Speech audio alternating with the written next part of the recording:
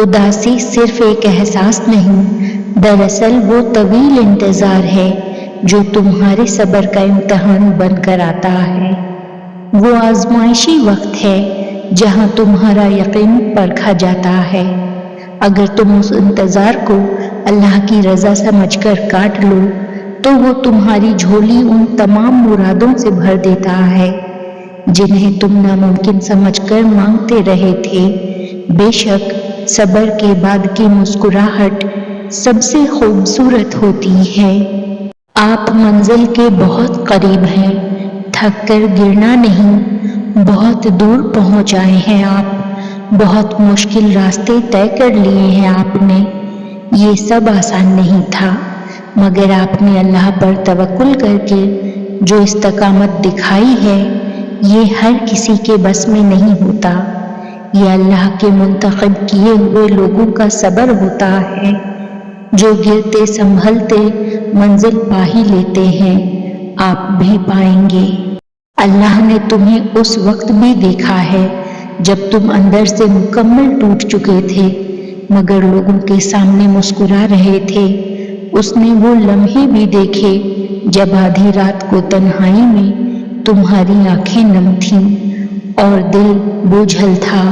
وہ سب جانتا ہے جو تم نے اپنے آنسوؤں میں چھپا لیا، اور وہ بھی جو تم نے کسی سے کہے بغیر اپنے رب کے حوالے کر دیا۔ تم بس اپنے حق میں اللہ سے دعا مانگو، دل کھول کر مانگو، اور پھر سب کچھ اسی پر چھوڑ دو، کیونکہ وہی بہترین فیصلہ کرنے والا ہے۔ تم نے لوگوں کے ساتھ جو بھلائی کی ہے اس کا اجر ضرور ملے گا، اور جو تمہارے ساتھ ناانصافیاں ہوئیں ان کا بدلہ بھی ضرور دیا جائے گا۔ لوگوں نے تمہیں دکھ دیے، تمہارا فائدہ اٹھایا، تمہیں تکلیف پہنچائی، مگر یاد رکھو اللہ نے یہ سب دیکھا ہے۔ تمہارے ایک ایک آنسو کا حساب رکھا جا رہا ہے۔ کوئی بھی درد رائیگاں نہیں جائے گا۔ اللہ فوری طور پر تمہارے حالات اس لیے نہیں بدلتا کیونکہ وہ انہی کے ذریعے تمہیں سنوار رہا ہوتا ہے، تمہارے صبر کو مضبوط بنا رہا ہوتا ہے، تمہارے بھروسے کو بڑھا رہا ہوتا ہے، تمہاری نیت کو خالص کر رہا ہوتا ہے، اور تمہارے دل کو بہتر بنا رہا ہوتا ہے۔ تمہاری ہر آزمائش، ہر مشکل جسے تم برداشت کرتے ہو، اور وہ ہر خاموش لمحہ جب تم رہنمائی کے لیے ترستے ہو، سب اللہ کے علم میں ہے۔ وہ تمہاری ہر دعا سنتا ہے، حتیٰ کہ وہ دعائیں بھی جو تم زبان سے ادا نہیں کر پاتے۔ اس لیے اللہ کے منصوبوں میں جلدی نہ کرو۔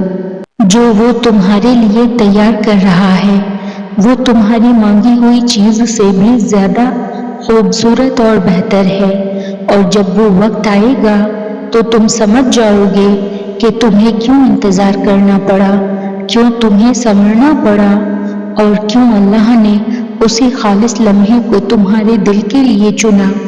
بہت جلد وہ تمہیں وہ عطا کرے گا جو تمہارے لیے بہترین ہوگا۔ تقدیر کے پردے میں چھپی ہوئی وہ ساری بھلائیاں جو تمہارے نام لکھی جا چکی تھیں اب ایک ایک کر کے ظاہر ہونے کو ہیں۔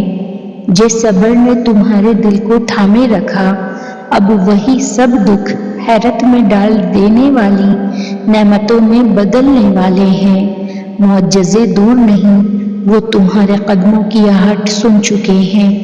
بس دل کو یقین کے سپرد رکھو، کیونکہ تمہارے لیے کن کے دروازے کھلنے لگے ہیں۔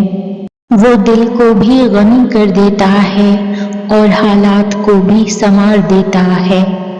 اس کی عطا صرف ظاہری آسائش نہیں بلکہ دل میں ایسا سکون بھر دیتی ہے جو دنیا کی کسی دولت سے نہیں ملتا۔